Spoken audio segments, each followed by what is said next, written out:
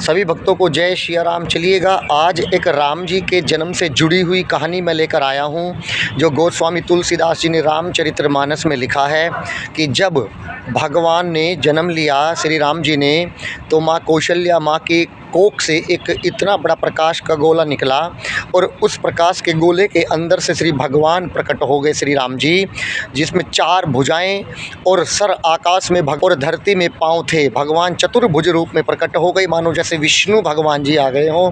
तभी भगवान बोले कि माँ माँ माँ कर कर बोले, तो माँ ने कहा कोई विश्वास करेगा कि तुम मेरे पेट से जन्म लिए हो? क्या इतनी बड़ी संतान कभी जन्म लेती है?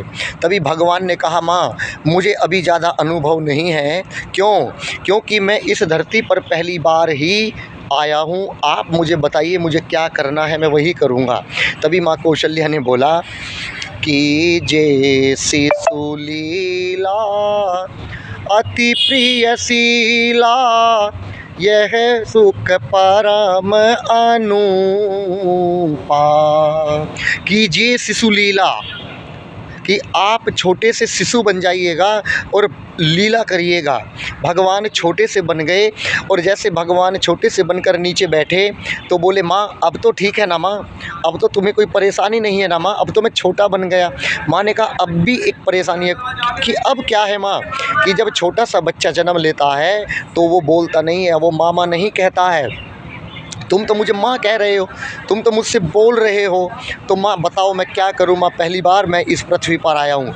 तभी मेरी माँ कौशल्या माँ ने कहा सुनी वचन सुजाना, रोदन ठाना, होई बालक सुर भूपा।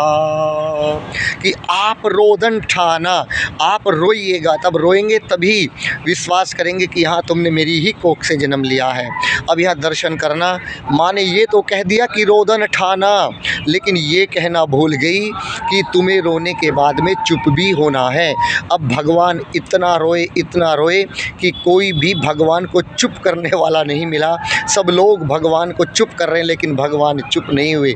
उसी समय एक दूत आया, राजा दशरथ जी से कहा कि राजा बधाई हो बधाई हो। क्या? कि कौशल्या माँ ने एक पुत्र को जन्म दिया है। मानो आज जैसे अयोध्या का आनंद 4 गुना बढ़ गया हो।